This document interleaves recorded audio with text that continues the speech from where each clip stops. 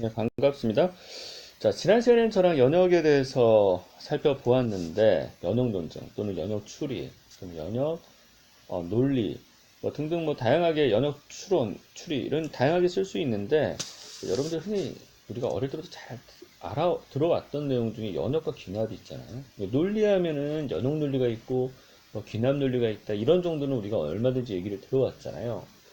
여지껏 저하고 논리라고 하는 거에 대해서 이야기 나눈 거는 이제 연역 논리랑 관련해서 이야기를 해왔어요. 뭐, 뭐 명제와 명제 사이의 관계에서 지난 시간에 연역이라고 하는 것은 어, 전제를 만약 참이라고 가정할 때 결론이 100% 참이 될 수밖에 없는 그런 관계를 갖고 있는 명제와 명제 사이의 관계를 이야기한 거다. 그리고 그 명제와 명제 사이에는 접속사, 따라서, 그러므로가 활용되어서 연결이 된다. 이렇게 이야기를 했습니다. 그리고 관계에 대해서 관심을 갖다 보니까 사실적으로 그것이 뭐 T인지 F인지 다시 말해 참말인지 거짓말인지와 연역 논리하고는 상관이 없다는 이야기를 했었는데요. 자, 그 부분부터 한번 간단하게 복습을 먼저 한번 해보도록 네, 하겠습니다. 어, 자, 그래서 지난 시간에 저랑 같이 봤었던 부분이 이것이었죠. 예, 사람은 죽는다. 예, 사람은 죽는다가 이제 참말이고 따라서 나는 죽는다라고 이렇게 이어지면은 전제도 참이고 결론도 참이고 둘 사이도 100% 결론이 도출될 수밖에 없는 그런 연역 논증이라고 했죠. 한편 이제 사람은 안 죽는다라고 해서 이렇게 거짓말을 두 문장을 넣었다고 해도 이 둘 사이의 관계는 반드시 참이 될 수밖에 없는 예, 안 죽는다를 참으로 받아들이면 결론을 참으로 받아들일 수밖에 없는 그런 구도라고 얘기를 했죠. 연역 논증입니다. 자, 이제 오늘은 여러분 그와 비교하여서 귀납 논증이라고 하는 게 뭔지에 대해서 한번 말씀을 한번 드려볼게요. 자, 귀납론 중에서 저는 이게 전제를 여러 가지로 한번 잡아봤어요. 이렇게요. 네. 소크라테스가 죽었다 이거죠. 죽었죠. 사실이죠. 그리고 플라톤도 죽었습니다. 아리스토텔레스도 죽었죠. 그리고 저희 할아버지도 돌아가셨죠. 뭐 이런 식으로 그동안 사망했던 여러 인물들을 쭉 나열을 했어요. 여러 샘플들을, 여러 사례들을 나열을 했어요. 어떤 구체적인 사례들이죠. 자, 그것으로부터 내가 어떤 결론을 내렸냐 하면, 따라서, 이런 표현이 있습니다. 요, 모든이라고 하는 표현이 있죠. 모든 사람은 죽는다라고 결론을 내렸어요. 자, 이 전제의 그룹하고 이 결론 사이의 관계는 어떠합니까? 연역 논증만큼 필연적인가요? 아마도 그럴 거라는 생각이 들죠. 자, 아마도 모든 사람은 죽는다가 맞을 거야 라고는 얘기할 수 있지만, 위에 우리가 죽었던 사람들이 수많은 사람들이 100명, 200명, 300명, 500명, 1000명, 10,000명, 100만 명을 죽은 사람, 여지껏 죽은 사람들을 나열했다고 해서 따라서 모든 사람은 누구든 태어나면 죽게끔 되어 있다라고 이야기를 한다면 어떤가요? 이건 정말로 필연적인 연역 논리의 결과를 갖고 있나요?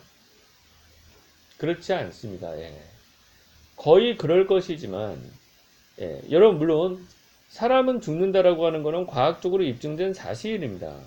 그럼에도 불구하고 여기 나와 있는 전제를 가지고 이 결론이 연역적으로 필연적으로 다시 말해 연역 논리에서 구사하는 그런 논리의 과정으로 100% 도출되는 것은 아니에요. 받아들여집니까? 예. 우리가 아마 그럴 거라고 추정을 한 거죠. 그럼 모든 사람은 죽는다라고 하는 거를 우리가 참으로 받아들이는 거는요, 이 명제에 의한 것이 아니에요. 이걸 100% 받아들이는 거는 그와 다르게 뭐 과학적인 어떤 과정을 거친 결론으로서 우리가 사람은 죽는다라고 받아들이는 것이지 지금 주어진 논리만 가지고 받아들이지 않죠. 이와 유사한 게 하나 있습니다. 옛날에 데이비드 휴미라고 하는 그 회의주의를 대표하는 사람이 이런 의심을 가진 거죠. 철학자들은 많이 의심을 하니까요. 어제도 태양은 동쪽에서 떴다. 그저께도 태양은 동쪽에서 떴다. 계속 나열한 거예요. 10년 전에도 태양은 동쪽에서 떴다. 내가 아는 한 언제나 아침에 태양은 동쪽에서 떴다. 따라서 내일 아침에도 태양은 동쪽에서 뜰 것이다. 자, 여러분 우리는 해가 동쪽에서 뜬다라고 하는 거를 우리가 지구인들이 바라볼 때 해가 동쪽에서 뜬다라고 하는 거는 이제 과학적 입증이 됐습니다. 사실이죠. 그러나 과거에 항상 그러해왔다는 이유로 내일도 그러할 것이라고 우리가 예상을 한다라고 하는 거. 따라서 언제나 아까 모든 사람이 죽는 것처럼 언제나 모든 날의 아침에 태양은 동쪽에서 해가 뜬다라고 하는 걸 결론을 내리기에는 우리가 이런 얘기를 합니다.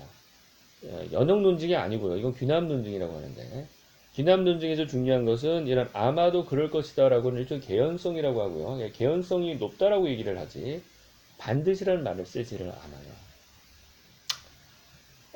이 부분은 제가 오늘 이야기를 한 다음에 다음 시간에도 이어서 귀납에 대해서 베이컨이라고 하는 사람과 함께 귀납을 다시 한 번 더 이야기를 할 텐데 귀납은 거의 그럴 것 같다라고 정도까지는 얘기하지만 100%를 얘기할 수 없는 게 귀납 논리라는 말씀을 하시면 되고 마치 여러분 우리 1 더하기 1은 2라고 얘기하면 그 100% 이퀄 관계가 100%잖아요.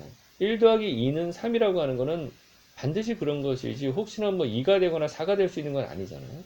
그러니까 연역 논리는 수학 같은 거여서 말을 수학처럼 생각해서 나타내는 게 연역 논리다 보니까 그 100% 그렇게 도출이 되는 거지만 귀납 논리라고 하는 거는 100%를 요구하는 게 아니에요. 따라서 우리가 귀납 논리를 이야기할 때 너 논리적이야 논리적이지 않다라고 얘기할 때는 설득력이 높아. 자, 너 논리적이야라는 얘기는 너 설득력이 높다. 너의 논증은 설득력이 높아.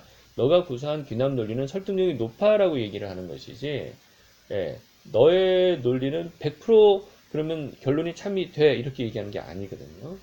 그래서 우리가 보통 일상생활 가운데 너 논리적이라고 얘기하는 거는 100%가 아니기 때문에 언제든지 공격의 대상이 될 수 있는 논증이에요. 자, 오늘은 귀납이라고 하는 거는 연역 논리와 다르다. 예, 그 얘기를 하면서 오늘 마무리를 하도록 하겠습니다.